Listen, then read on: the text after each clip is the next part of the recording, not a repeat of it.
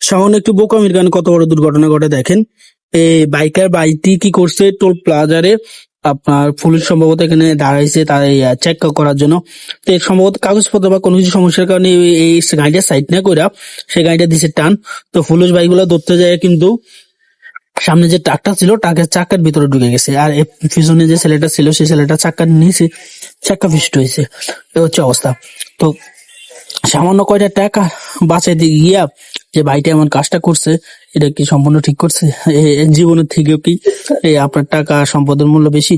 এই যে তারপর এখানে যে এই পা পুরা সম্পূর্ণ শেষ হয়ে গেছে।